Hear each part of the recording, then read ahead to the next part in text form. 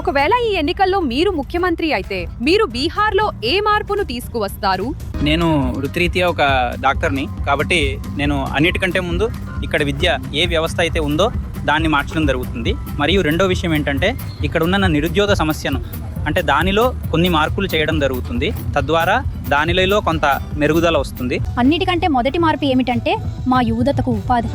ఎందుకంటే ప్రస్తుతం అదే అత్యంత ప్రాథమిక విషయం. ఇక రెండోది విద్య. ప్రస్తుతం మా బీహార్లో కొంచెం అంటే విద్యారంగంలో చాలా పని జరుగుతోంది మరియు అంతా చాలా బాగా నడుస్తోంది. అది మరియు మా బీహార్ అభివృద్ధి చెందుతోంది. కాబట్టి అలా మరింత పైకి మరియు దీన్ని ఇవి చేస్తాము. బీహార్లో అంటే ఏంటంటే మేము ఈ సౌకర్యాలను తీసుకొస్తాము, కొన్ని ఫ్యాక్టరీలను తెరిపిస్తాము. దీనివల్ల బీహార్లో ఉపాధి పెరుగుతుంది మరియు ఇక్కడి బీహారీ ప్రజలు బయటకు వెళ్ళరు. దీని కారణంగా ఫ్యాక్టరీలు బీహార్లో ఉంటే బీహార్లో ఉపాధి పెరుగుతుంది మరియు సంఖ్య అంటే బీహారీలందరూ బయటకు వెళ్ళలేరు.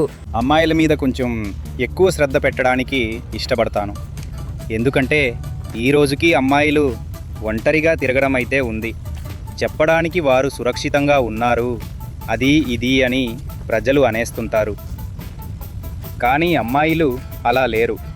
కాబట్టి వారి కోసం మరింత మెరుగైనది ఏదైనా చెయ్యడానికి ఇష్టపడతాను. Drainage system. అన్నిటికంటే ముందు కులతత్వాన్ని తొలగిస్తాను. అన్నిటికంటే ముందు నేను కులతత్వం, విభజన, ఈ పంపకాలు ఏవైతే జరుగుతాయో వాటన్నిటినీ పక్కన పెట్టేస్తాను. మార్పు ఇదే తీసుకురాగలం. అదేంటంటే అందరి దుకాణాలు పెద్దదైనా చిన్నదైనా అప్పుడు పెద్దవాళ్ళకి దొరకాలి, చిన్నవాళ్ళకి దొరకాలి. అంతేగాని చిన్నవాళ్ళు నష్టపోయి బయటి వాళ్ళు ఉండిపోకూడదు. అన్నిటికంటే ముందు విద్యపై దృష్టి పెడతాను, సరేనా? ఆ తర్వాత ఇక్కడ ఉపాధి లభించేలా ఏదైనా చేస్తాను. తద్వారా ఉపాధి ఏర్పడుతుంది. ఇప్పుడు ప్రభుత్వం అంతగా ఉపాధి కల్పించలేకపోతోంది కదా. నేను గ్రామాలపై ఎక్కువ దృష్టి పెడతాను. పట్టణ ప్రాంతాల్లో ప్రజలు శ్రద్ధ పెడతారు.